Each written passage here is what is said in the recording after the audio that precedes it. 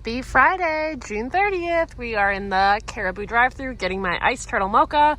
I've got my water, which is a different color. I found this at TJ Maxx a couple weeks ago, and I already had the black and I saw the white and I knew I had to have it. So I've got my wedding water in there, which is a tablespoon of coconut, a tablespoon of vanilla almond. Hello, we are headed to school today for our little playground duty. It's a collaboration between our school district and the YMCA. So basically I'm getting paid $50 to stand out on the playground for 2 hours. It's basically recess supervision, but with their parents there. And I know their parents because this is a school that I've taught at now for 7 years. So it's a great time. It's easy money. And after that, we're gonna do a little classroom setup. Woohoo!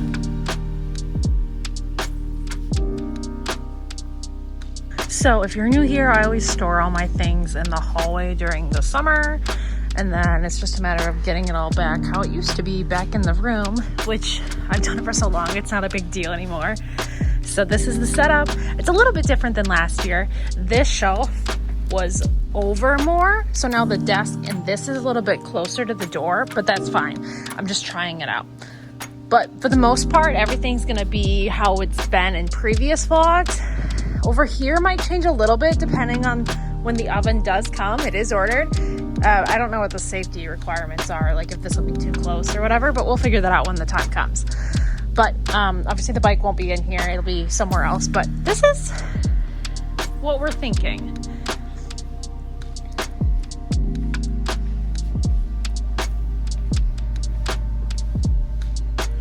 This is a little bit of a tight squeeze, but I also kind of like it because then there won't be a kid right here. And that's the hardest place for me to reach when I'm sitting right here. So I can have like 1 or 2 here and 1 or 2 here. And then this is like the big great divide, which works.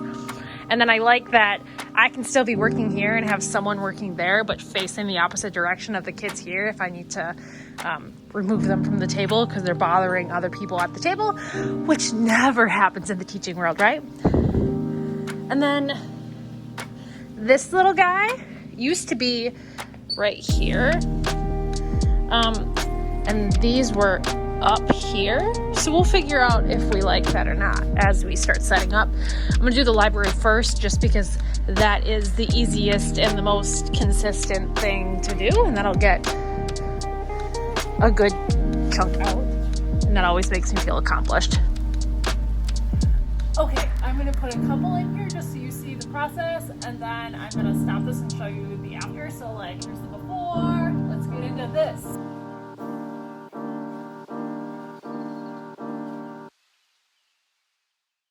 You get the point. I'm gonna charge this so then you can have more fast forwards because I know people like a good fast forward. This is a lockbox I use during the school year to keep the iPad in, because sometimes students are, into the iPad when they haven't earned the reward time, and if it's in a locked box, I don't have any arguments. But I also keep all my chargers in here for the summer. So then when I'm looking for all my stuff, a month later, I know all my chargers and my electronics that are school owned are in this baby. Don't have to worry about it wandering off anywhere. So here's what the library looks like. This is all my picture book. I keep the book buddies and a little bin right there. 1, it keeps them contained. 2, sometimes kids can't handle it and you need to just quickly remove them all. I think this year I'll have a group that can handle it, but I have had years in the past where I couldn't have book buddies at all because people would be chewing on them or throwing them. I know all the students that I'm gonna have this year, and I think it's a group that can handle it. And you'll notice I have 2 Pete's because I did have a student in the past that would chew on his tail. So I had a backup. So at one time I had 3 Pete's, but now I only have 2. So I think we'll be fine with Pete's tail. So all of these are picture books. All of these are my own that I've just collected over the years, or a lot of these are books that I've had as a kid myself. And then these are all board books. I do have a student that primarily uses board books, and then I have another one coming in this year in kindergarten that will primarily be using them. But not to say that I don't have other students that like them too, because they do have fun textures in them. So yes, here we have, this is like the picture books, and then I didn't have to do anything with the chapter book, so this is exactly how I left it. So I keep the Magic Tree Houses up here. I use... I don't remember who makes the product. I use her little stickers for the binding, so then it's easy for kids to put it back how it's supposed to be. Most of these books I've had since I was a kid. That's why they're kind of brownish, but they're all really relevant titles that the kids like. And the fun thing about being the only special education teacher at my school is I have all grades and ability levels. So I do have students that can read these books, and apparently I can't get it back in one-handed, and that's okay. But yes, I really like having this to organize the chapter books, just because the student can do it and I don't have to be the one putting it back. It's all by author's last name. It's not by Fontes and Pinnell reading level. I don't do any sorting like that. And then these, if you're curious, the library labels themselves, this like background in the font is from Miss Call's Camper. She has a free Google Drive. The pictures are all my own. I just used her background because I liked how the wood fits with the rest of my theme.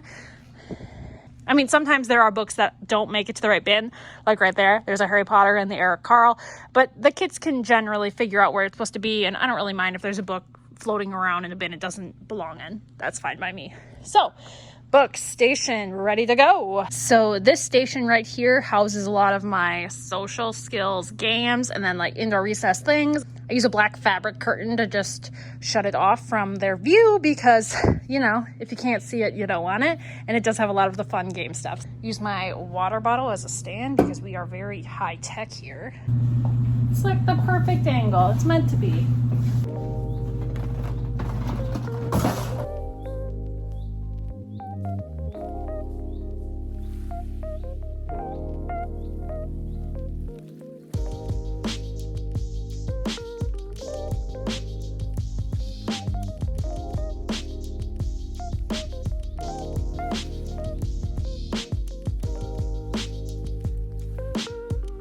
There we have it. Cooperative games, indoor recess, and other fun things. Those cubes I use for math, but they're also like a fun thing to use too.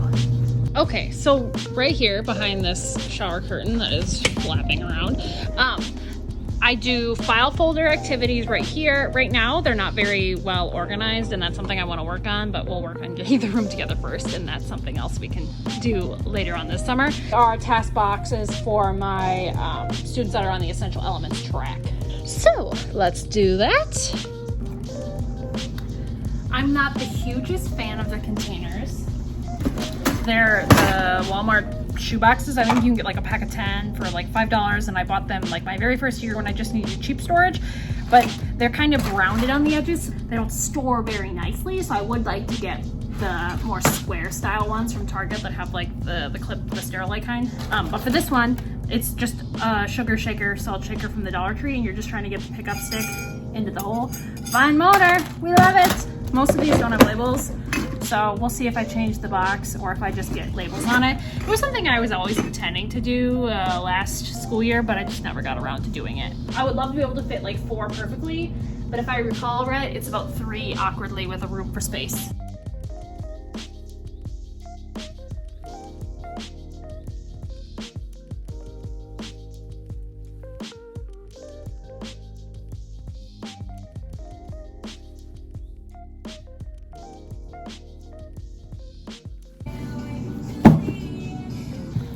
Okay, so for the most part, I would say I have a lot of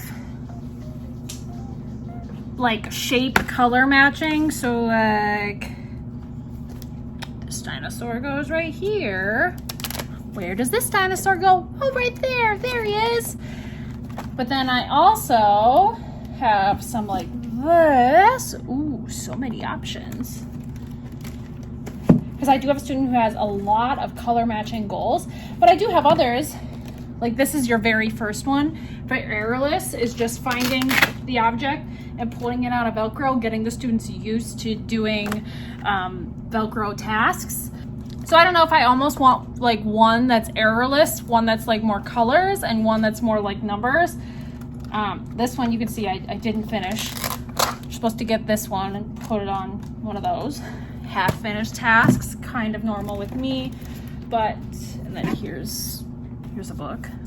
Not even color matching, just like one-to-one correspondence. One-to-one correspondence that also includes like color matching like this, because you are also matching the colors. Maybe one that's like errorless and another that's like number-based, which is in a container. I'll show you that. So, this escaped from its bin and from the Made For Me literacy units. So he does not belong. But in this bin, so like, ow, I just stabbed myself. That's like one-to-one, but a lot of the ones that are in here are number-based ones. And then these two are very random. Like one of my students a couple years ago was working on geometry, and so I just made a matching geometry one so we could review the shapes over and over again. Like that technically could go in the math stuff, but it could also go with my regular math stuff because my students on essential elements aren't necessarily using this. They're using something else. This is more for students that are on that grade level track. Doesn't really belong in here for these. Put the dog at the doghouse. So yeah, I need to go through these. So these are all things that I've personally made. I spent my own money on them. Sometimes I get a little crazy with my ideas. I bought these little dinosaurs off Shein because one of my students loves dinosaurs. And I thought, yeah, we'll just match the dinosaurs, put the dinosaur next to the dinosaur. Not thinking that normally when we see things, this dinosaur would go on top of the picture of the dinosaur. So this one was kind of a fail, but we like touching and feeling the dinosaurs anyways. And then, as I said, this is a little bit different than last year. This was over here housing some math stuff, and this was like piled up in the corner, all of these, and then if you took one out of the bottom, you could like tip the whole stack over. I want to put my communication options for students on top of this, but I don't want to put them in there right now because I have a lot of it that just needs to be gone through, and I want to do that before I put it over here. And then like some are missing Velcro, so I'm gonna leave that in the hallway for later. So this is new from last school year as well. I'm gonna have this be our community supplies for students that are having pull-out services. Most of the time it's just like a 30-minute reading or a 30-minute math session or social skills, and they really don't need their own pair of scissors or their own marker. They can just come get what they need, or I can just pull the drawer out. So it's mostly gonna just sit right here, kind of in the middle of all the action, because behind this is all my teacher type books, my manuals for like the WCJ, behavior assessment manuals. I keep my fast bridge progress monitoring binders there, so we're gonna do that. See if I can find the stuff in the hallway. Not gonna fast forward this one because I know this stuff is kind of scattered amongst different lockers. So here's your before. So fast bridge CBM probes, books I would love to read and go through, but I never have gotten around to doing it. These are all LLI things that I've either made printouts of, or for ones that I use all the time. Sorry, my head's not in here. I made a Velcro version of it so I don't have to waste my time and the kids' time trying to cut out and do the things that you're supposed to be doing. So like right here, this would take forever for them to cut it out. So I just did Velcro. Right here, I can match beginning sounds to letters. D, dinosaur. F, fire, fireman hat. H, house, which also could be hat, but you know, whatever you think. Remember last year, this was going this way, so that would be horizontal. Now it's kind of going vertical. I do like kind of teacher supplies, but also student supplies. I really don't like when they use the double-sided tape, so I make sure to put it way back there. But I don't mind when the kids use tape. And again, last year I had 3 paras. This year I'll have 2 paras. They need to be able to find things that they want to use too. So then I just have stuff like this.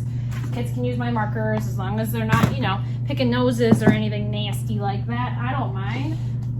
For the most part, they are good to my stuff, and if they're not, they lose the privilege. And I have had students in the past where I had to have the stapler. You can't even see this, Monica.